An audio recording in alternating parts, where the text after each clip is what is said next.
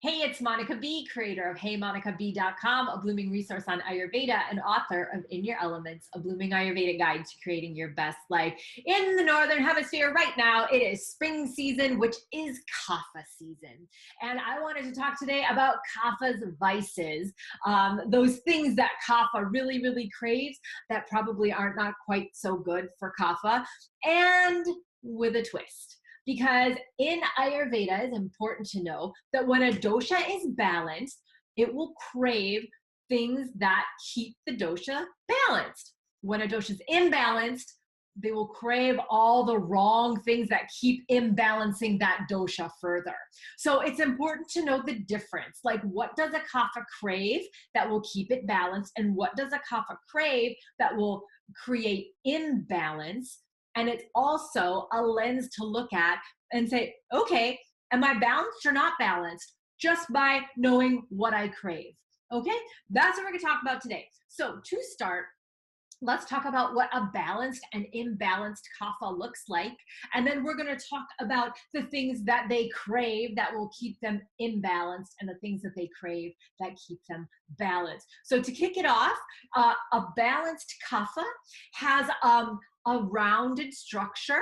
So they have nice build to their body. They have strong bones. They've got thick skin. They've got nice, beautiful hands that are very strong with strong nails. They've got sweet, round faces, round eyes that have beautiful eyelashes, and wavy, thick hair that's kind of oily. And their skin, it is very smooth and soft and has a sheen to it because of the lovely oils they have in their skin.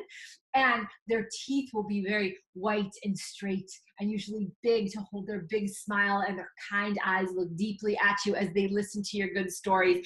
Kaphas are the hostess with the mostest. They give amazing hugs. They cook great food. They enjoy the finer things in life. They're all about beauty and food and smells, and they just kind of love everything. Okay, so that is, in a nutshell, a balanced kapha. They have patience, they have endurance, they want everybody to be happy. They're happy-go-lucky and jolly, all good positive things.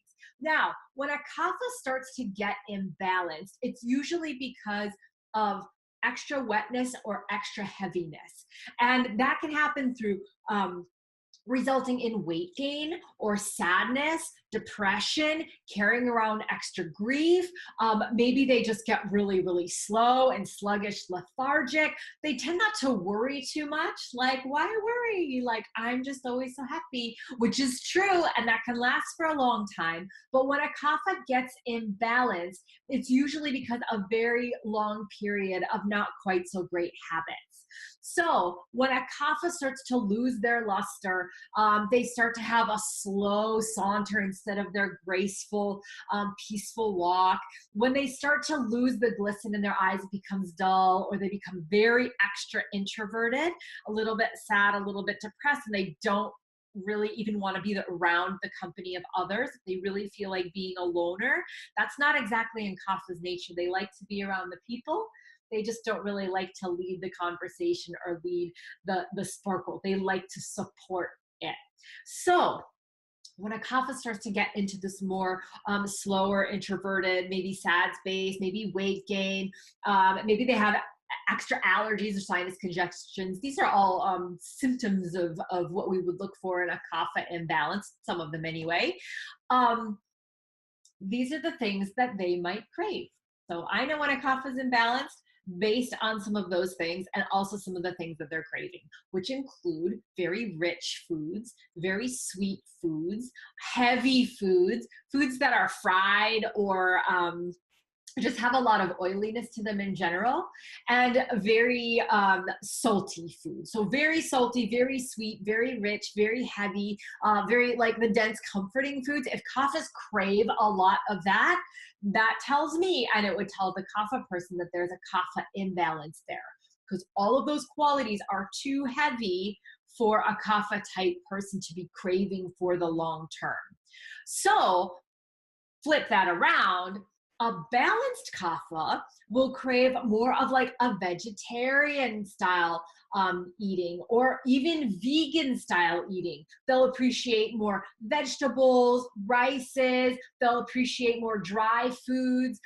They'll really like spicy foods or light foods, kind of like, I like to use the example of like Asian type foods with, you know, maybe some rice noodles, maybe some vegetables with like a light garlic ginger sauce or something on them. So it's nice and light and spicy and tastes really yummy, and they feel light after they eat versus heavy.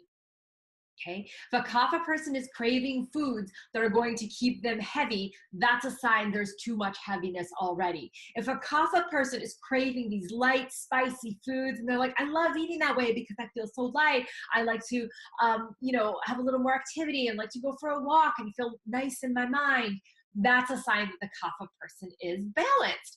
A balanced Kapha will also choose and crave more walking, a little bit more activity. Maybe they choose to go to a dance class. Maybe they choose to grab their buddies and inspire something. Hey, let's go out and go do something today.